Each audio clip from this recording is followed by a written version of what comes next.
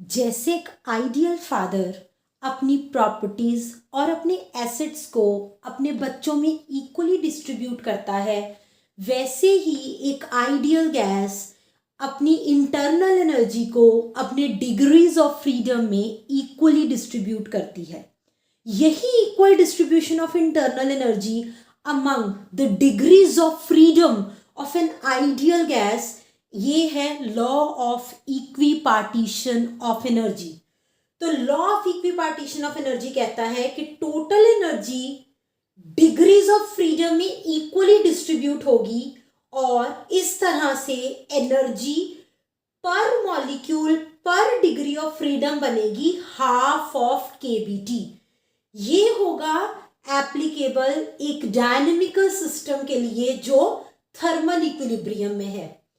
Half of KBT में केबी है Boltzmann constant, जिसे के भी लिखा जा सकता है, एंड टी है टेम्परेचर ऑफ द गैस। अगर हम देखें कि हर डिग्री ऑफ फ्रीडम के लिए आइडियल गैस के पास पर मोल कितनी एनर्जी होती है, तो वो है half of R T. F degrees of freedom के लिए एक मोल के लिए इंटरनल एनर्जी बनी F by 2RT by multiplying this with F, और n मोल्स के लिए इंटरनल एनर्जी बनी NF by 2RT। तो इस तरह से इंटरनल एनर्जी का फॉर्मूला बना N by 2FRT। यहां N क्या है? Number of moles of the gas. F क्या है? Degrees of freedom. तो इसका मतलब जैसे हम मोनोटॉमिक गैस की बात करें तो मोनोटॉमिक गैस में डिग्रीज ऑफ फ्रीडम है 3, तो और पर मोल की बात करें तो n हो जाएगा 1।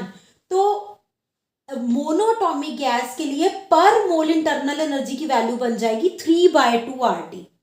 यहां पे हमें ध्यान देना होगा कि अगर हम एक मॉलिक्यूल की बात करें तो जो R है, जो कि गैस कांस्टेंट होता है, वो रिप्लेस हो जाएगा Kb या K के साथ, जो है बोल्ट्जमैन कांस्टेंट। इसीलिए हमने जो इंटरनल एनर्जी की यहाँ बात की उसमें R आ रहा है, और जब हम यहाँ पे law of equipartition of energy की बात करते हैं तो वहां Kb आ रहा है, क्योंकि यहाँ पे हमने नंबर ऑफ मोल्स की बात की और यहाँ पे मॉलिक्यूल की बात हो रही है। तो जब भी बात मॉलिक्यूल की होगी तो गैस कांस्टेंट रिप्लेस हो जाएगा Kb बोल्ट्जमैन कांस्टेंट के साथ। अब यहाँ पे n नंबर ऑफ मोल्स है और F है degrees of freedom of the gas.